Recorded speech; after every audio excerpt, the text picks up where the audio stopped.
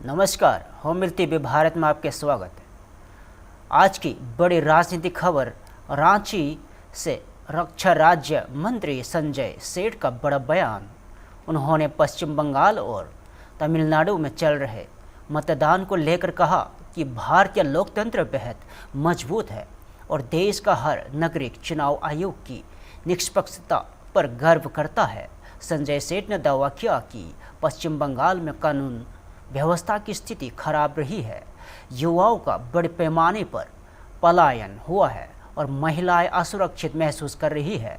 उन्होंने मुख्यमंत्री ममता बनर्जी पर आरोप लगाते हुए कहा कि राज्य में जनता में नाराजगी है और यही कारण है कि मतदान प्रतिशत में बढ़ोतरी देखी जा रही है। इसके साथ ही उन्होंने यह भी कहा है कि बड़ा हुआ मतदान भारतीय जनता पार्टी के पक्ष में जा रहा है और पार्टी पश्चिम बंगाल में स्पष्ट बहुमत से जीत दर्ज करेगी। तमिलनाडु को लेकर भी उन्होंने बड़ा दावा किया है।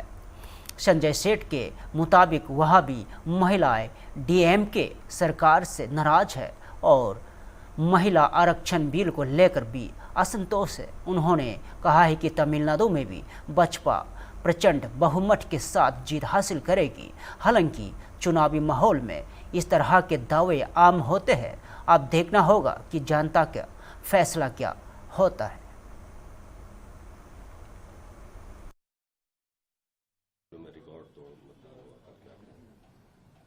देखो, भारतीय लोकतंत्र इतना मजबूत और इसीलिए जो चुनाव आयोग है, दुनिया जानना चाहती है कि भारत का जो चुनाव आयोग है इतना सक्रिय, इतना 140 करोड़ देशवासियों में एक साथ चुनाव कराना, चाहे लोकसभा हो, विधानसभा चुनाव हो, और मतदाता पुनरीक्षण करके बहुत टफ काम है। और हम ये गर्व, एक एक भारतीय को गर्व होता है कि भारत का जो चुनाव आयोग है निष्पक्ष और पूरी तरह ट्रांसपेरेंट, और इतना बड़ा चुनाव दुनिया में कोई देश नहीं कर पाता है। कौन कराता है? भारत का चुनाव आयोग। निश्चित रूप से चुनाव आयोग की मेहनत रंग लाई है और देश की जो अपेक्षा रहती है कि देश में मतदान प्रतिशत ऊंचा हो, और मतदान प्रतिशत ऊंचा हो क्योंकि लोकतंत्र में जनता हिस्सा ले, हमारा अधिकार है वोट देने का। अब जनता जब बूथ तक जाती है तो लोकतंत्र मजबूत होता है। चुनाव को और मैं धन्यवाद देना चाहूंगा कि जैसे अभी हमारे रांची के अंदर मेयर का चुनाव हुआ, महापौर का, वो तो स्थानीय निर्वाचन आयोग ने किया था।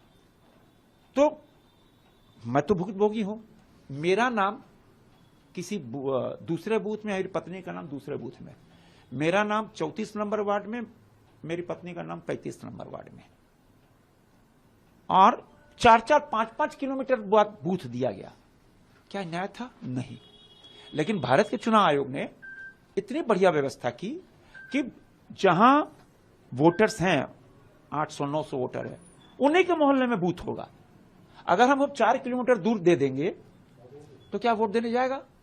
नहीं। इसीलिए मैं चुनाव आयोग को धन्यवाद देना चाहूंगा कि जनता का, वोटर का ख्याल रखते हुए जो बूथ बनाए गए, स्थानीय स्तर पर वही बूथ बनाए, तब जाकर इतना बड़ा प्रतिशत गया है।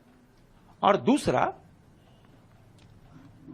कहते हैं ना, बंगाल के अंदर जो स्थिति थी, 50 लाख युवा माइग्रेट कर गए, रोजगार नहीं थे। स्थिति बस से बदतर, कोई नया उद्योग नहीं आना, किसी प्रकार का स्किल नहीं होना, युवा नाराज थे। महिलाओं पर अत्याचार, बेटी के साथ अनाचार, अत्याचार आम बात हो गई थी बंगाल के अंदर। महिला मुख्यमंत्री ममता दीदी थी, लेकिन ध्यान नहीं दिया। महिलाएं नाराज थी कि जो प्रधानमंत्री नरेंद्र मोदी, जो भारत सरकार की योजनाएं हैं, चाहे आयुष्मान योजना, बहुत सारी योजनाएं बंगाल में लागू नहीं होती थी, कि भाई मोदी जी जो काम कर रहे हैं तो देश के लिए कर रहे हैं ना। 140 करोड़ देशवासी, चाहे आयुष्मान हो, चाहे किसान सम्मान योजना के साथ पैसा हो, चाहे गरीब कल्याण योजना, अनाज हो, बड़े सैकड़ों योजनाएं, योजना बनती है पूरे देश के लिए। अगर राज्य उसको बोले नहीं नहीं तो मोदी की योजना है उसको रोक दो, तो ये अन्याय है ना, अधिकार छीन रहे हैं जनता का। तो महिलाएं इस भी नाराज थी कि भाई मोदी जी तो पैसा भेज रहे हैं, मोदी जी योजना भेज रहे हैं, आप उस योजनाओं को बंगाल में लागू नहीं होने दे रहे हो, तो महिलाएं भी नाराज थी। कुल मिलाकर बंगाल की जनता, जो ममता दीदी की जो कहते हैं ना रूल ऑफ कॉलेप्स था, माने स्थिति बद से बदतर थी, कानून व्यवस्था बद से बदतर थी, और घुसपैठिए वो सब कुछ बने हुए थे, घुसपैठियों के सहारे चुनाव जीतना चाहती थी। अब हमारा हक, मान लीजिए मैं कोई श्रमिक हूं, मैं रोजाना दिहाड़ी 300 रुपए लेना चाहता हूं, और कोई दिहाड़ी कोई मजदूर घुसपैठिया आके 100 रुपए में काम करते, नुकसान किसका हुआ? हम घुसपैठियों के लिए काम करें? नहीं, मजदूरों का हक भी मारा गया, चाहे वो मजदूरी करता हो, चाहे कोई पेंटर हो, कोई कुछ भी करता हो, तो घुसपैठियों का रहने का कोई जगह नहीं। तो इसीलिए ये मत प्रतिशत उठा। जब ऊंचा उठा तो एकदम स्पष्ट प्रमाण आ गए कि भारतीय जनता पार्टी के पक्ष में, और प्रधानमंत्री मोदी जो दुनिया के सबसे लोकप्रिय नेता, दुनिया उनके विकास को देख रही है, तो बंगाल की जनता भी बाट जो हो रही थी कि भाई वो विकास बंगाल में भी वही विकास दिखे, जिसका परिणाम हुआ कि एकदम निर्भीक होकर पहले देखते थे कि सोसाइटी के बाहर बम फूट जाता था, निकलने नहीं देते थे, आम लोग निर्भीक होकर, कोई भय नहीं, महिलाएं जा रहे हैं, युवा जा रहे हैं, वृद्ध जा रहे हैं, वोट दे के आ गए, और इसीलिए प्रतिशत बढ़ा और भारतीय जनता पार्टी स्पष्ट बहुमत से। पश्चिम बंगाल के उत्तर 24 परगना जिले से बड़ी राजनीतिक खबर सामने आ रही है, जहां प्रधानमंत्री नरेंद्र मोदी ने धमधम विधानसभा में जनसभा को संबोधित किया, और अपने भाषण में प्रधानमंत्री मोदी ने तृणमूल कांग्रेस पर तीखा हमला बोला। उन्होंने आरोप लगाया कि चुनाव के दौरान पार्टी के कार्यकर्ताओं द्वारा माहौल प्रभावित करने की कोशिश की जा रही है।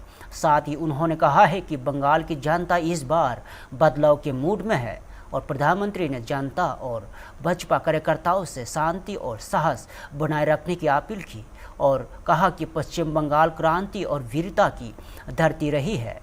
उन्होंने यह भी दावा किया है कि पहले चरण के मतदान में राज्य में बदलाव की दिशा तय कर दी है, और आने वाले चुनाव परिणामों में बड़ा राजनीतिक परिवर्तन देखने को मिल सकता है। हालांकि चुनावी रैलियों में इस तरह के तीखे बयान आम होते हैं, और सभी राजनीतिक दल अपने अपने पक्ष में माहौल बनाने की कोशिश करते हैं। अंतिम फैसला मतगणना के बाद ही सामने आएगा, और फिलहाल पश्चिम बंगाल की चुनावी सरगर्मियों तेज है, और सभी की नज़रें आगामी चरणों और नतीजों पर टिकी है।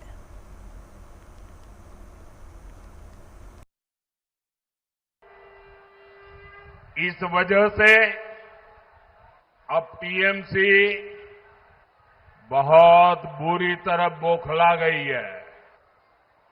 कल रात भर टीएमसी अपने गुंडों को ताकत दे रही थी, मैदान में आओ, मैदान में आओ। मैं बंगाल की जनता से कहूंगा, बीजेपी के सभी कार्यकर्ताओं से कहूंगा, हमें आशीर्वाद देने वाली जनता से कहूंगा, मत भूलिए ये क्रांति की धरती है, ये वीरों की धरती है, और ये मत भूलना, हर बुझता हुआ दीपक थोड़ा फड़फड़ाता है।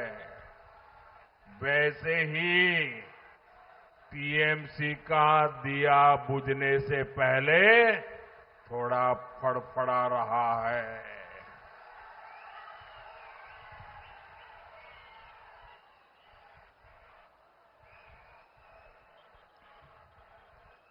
चार मई को नतीजे आने के बाद टीएमसी के गुंडों को बंगाल में छिपने की जगह नहीं मिलेगी। उन्हें कोई बचाने वाला नहीं मिलेगा। कल पहले चरण के मतदान ने तृणमूल के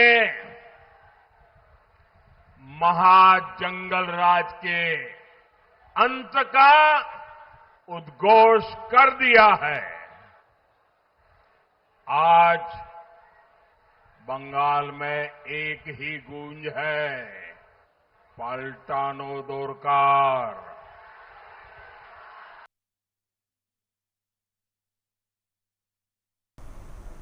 राजधानी दिल्ली से बड़ी राजनीतिक खबर सामने आ रही है। भारतीय जनता पार्टी के प्रवक्ता शहजाद पूनावाला ने कांग्रेस पर तीखा हमला बोला है।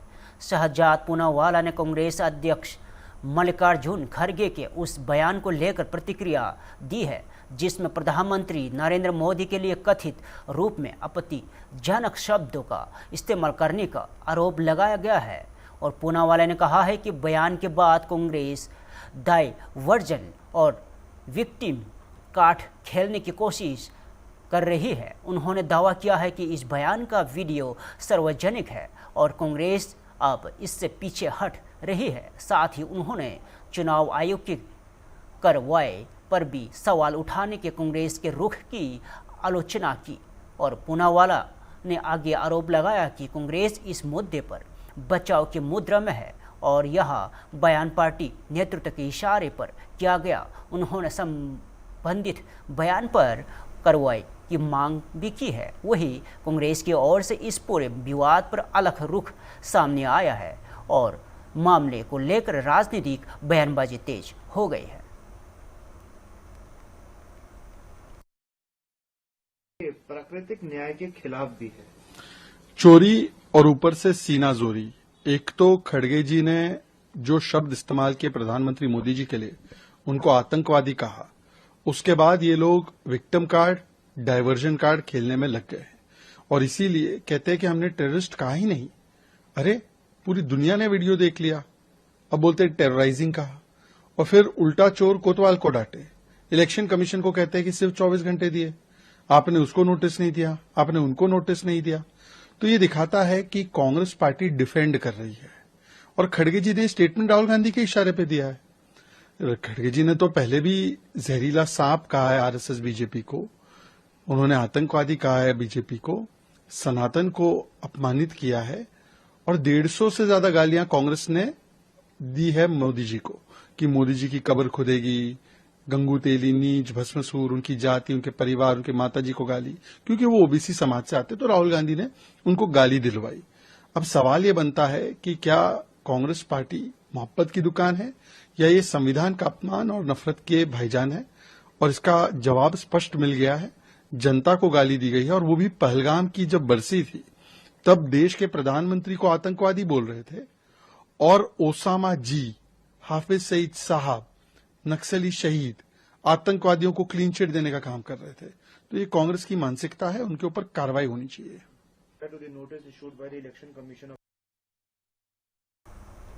उत्तर प्रदेश का अयोध्या से राजनीतिक प्रतिक्रिया सामने आई है। समाजवादी पार्टी के सांसद अवधेश प्रसाद के पश्चिम बंगाल और तमिलनाडु के चुनाव को लेकर बड़ा बयान दिया है।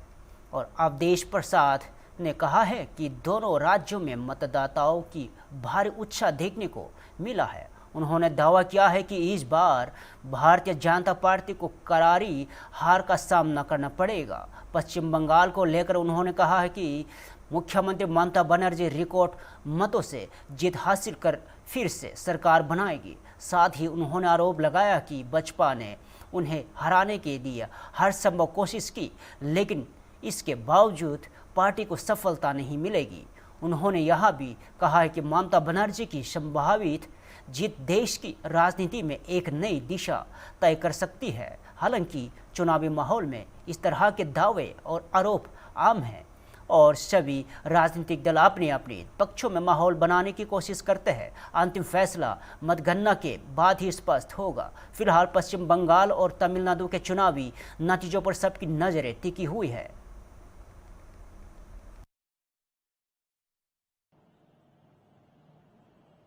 पश्चिम बंगाल और तमिलनाडु में मतदाताओं में बहुत उत्साह देखा गया। निश्चित तौर से भारतीय जनता पार्टी का सफाया होगा और ऐतिहासिक हार होगी। पश्चिम बंगाल में आदरणीय ममता जी रिकॉर्ड तोड़ मतों से जीतकर पुनः सरकार बनाएंगी। हालांकि भारतीय जनता पार्टी ने ममता जी को रोकने का कोई भी हथकंडा नहीं छोड़ा। यहां तक कि गुजरात से गाड़ियों पर भर भर करके तमाम लोग पश्चिम बंगाल में गए मतदान को प्रभावित करने के लिए और ममता जी को रोकने के लिए। In spite of all effort Bharatiya Janata party पूरी तरह से पराजित होगी और ममता जी की जीत देश में एक राजनीतिक परिवर्तन की दिशा तय करेगी। पटना से एक बड़ी राजनीतिक प्रतिक्रिया सामने आई है। भारतीय जनता पार्टी के वरिष्ठ नेता और पश्चिम बंगाल प्रभारी मंगल पांडे ने राज्य में हो रहे मतदान को लेकर बड़ा दावा किया है। मंगल पांडे ने कहा है कि पश्चिम बंगाल की भारी मतदान यहां संकेत दे रहा है कि जनता मौजूदा सरकार से नाराज है और बदलाव चाहती है। उन्होंने आरोप लगाया है कि राज्य में एक निर्मम सरकार के खिलाफ जनता ने खुलकर वोट किया है। उन्होंने यह भी कहा है कि रिकॉर्ड स्तर पर मतदान कर बंगाल की जनता ने स्पष्ट संदेश दिया है और आने वाले चरणों में इसी भी तरह के रुझान देखने को मिल सकते हैं। हालांकि चुनावी माहौल में इस तरह के दावे का आम है और अलग अलग राजनीतिक दल अपने अपने पक्ष में माहौल बनाने की कोशिश करते हैं। अंतिम फैसला मतगणना के बाद ही सामने आएगा।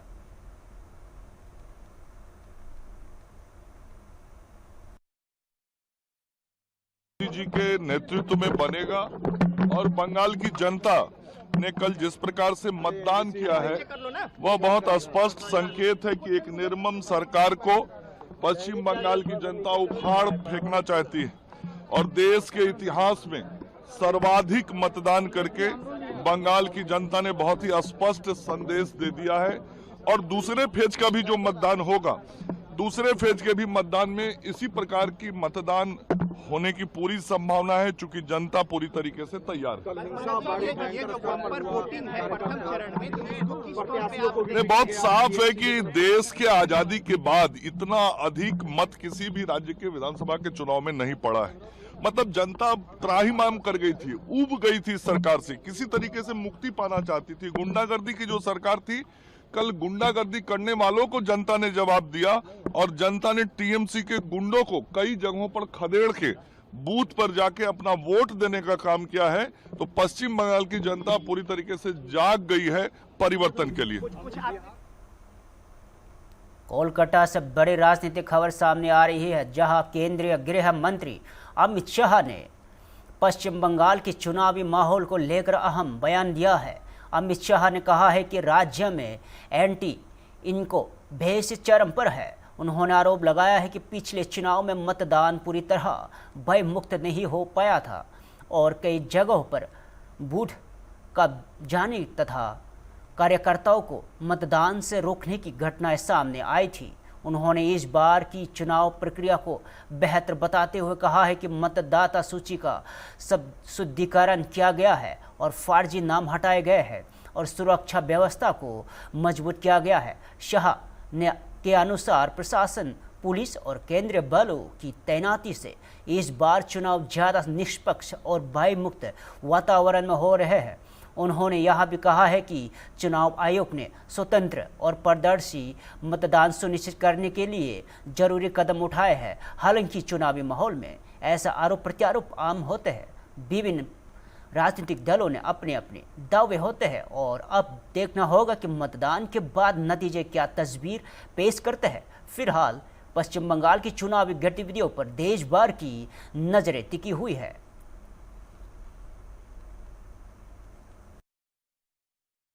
देखिए, यहाँ एंटी इनकम्बेंसी चरम पर है। गत चुनाव में भी चरम पर थी, मगर गत चुनाव में वोटिंग जितना भयमुक्त होना चाहिए उतना नहीं हुआ था।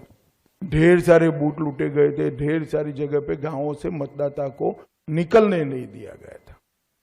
वहां तक कि हमारे कुछ कार्यकर्ताओं ने प्रयास किया था कि तृणमूल के झंडे लेकर जुलूस निकाल कर वोट डालने जाए तो शायद देने देंगे, मगर ये भी सफल नहीं हुआ था। इस चुनाव में शुरुआत से मतदाता सूची का शुद्धिकरण हुआ है। ढेर सारे फर्जी मतदाता कट गए हैं, ढेर सारे घुसपैठियों के नाम कटे हैं। प्रशासन ने और पुलिस ने और सीएपीएफ ने सुरक्षा का चौक चौबंद व्यवस्था करा है और चुनाव आयोग ने भी अपनी पैनी नजर भयमुक्त वोटिंग के लिए बनाकर रखी है। और इसके कारण मुझे पूरा भरोसा है कि जो रोष है, ये रोष की अभिव्यक्ति मुक्त मन से चुनाव में हुई है। परिणाम हम पटना से बड़ी राजनीतिक प्रतिक्रिया सामने आई है। भारतीय जनता पार्टी के विधायक मैथिली ठाकुर ने पश्चिम बंगाल की चुनाव को लेकर बयान दिया है। मैथिली ठाकुर ने कहा है कि पश्चिम बंगाल में लोगों ने निडर होकर मतदान किया है और इससे यहां संकेत मिलता है कि जनता बदलाव चाहती है। उनके अनुसार भारी मतदान राज्य में परिवर्तन की इच्छा का दर्शाता है। वही निर्दलीय विधायक पप्पू यादव के बयान पर प्रतिक्रिया देते हुए उन्होंने कड़ी टिप्पणी की। उन्होंने कहा है कि पप्पू यादव ने अपनी मानसिकता को उजागर किया है और उनके बयान से महिला नेताओं के प्रति अपमानजनक दृष्टिकोण सामने आता है।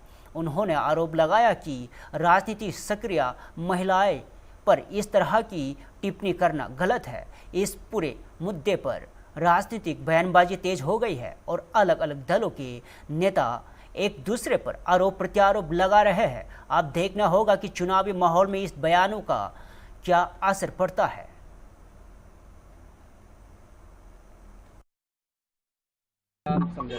ये बहुत अच्छी बात है कि लोग घर से बाहर निकले, निडर होकर के उन्होंने मतदान किया। पहले जैसे नहीं जो घर में उनको बंद कर दिया जाता था। मैंने जब ऐसा कहा कि मैं जब बंगाल गई तो मुझे जाने से पहले असहज महसूस हो रहा था, तो बहुत सारे लोगों ने बोला कि अरे बंगाल ऐसा ये वो, लेकिन यही तो है। आप देखिए ना, कल 90% मतदान हुआ है। इतने सारे लोगों ने निडर होकर के घर से बाहर निकल के मतदान किया। चाहती है बंगाल की जनता? बिल्कुल चाहती है, तभी ना जाकर के मतदान करे, वरना किसी को तो घर से बाहर भी नहीं निकलने दिया जाता था। मैथिली जी, आज तेजस्वी यादव और सीएम के बीच नोकझोंक जो है वो देखने को मिलेगी, कैसे देख रहे हैं उसको? मैं पहली बार देखने जा रही हूँ ये सब, और मैं भी पहली बार की विधायक हूँ और काफ़ी चीज़ें तो नई पहली बार देखती हूँ तो सीखने को मिलता है और पता चलता है अच्छा ऐसे भी होती है लड़ाई। यादव के बयान का कैसे देख रहे हैं जो उन्होंने बयान दिया? उन्होंने अपनी मानसिकता जाहिर की, ये जानते हुए कि उनके घर में खुद एक महिला नेत्री हैं और सांसद है, और उन्होंने पूरी महिला जो कम्युनिटी है जो राजनीति में है, उन्होंने सबके चरित्र पे एक तरीके से कीचड़ उछाला है। और मैं घर में भी अपनी माँ के साथ डिस्कस कर रही थी कि ऐसा बयान दिया है, तो मेरी माँ खुद इतनी परेशान हो गई कि देखो आजकल के पुरुष की जो ये मानसिकता रही तो महिला कैसे आगे बढ़ेगी। फिलहाल के लिए इतना ही। ताज़ा खबरों देखते रहिए हम्बिल टीवी भारत।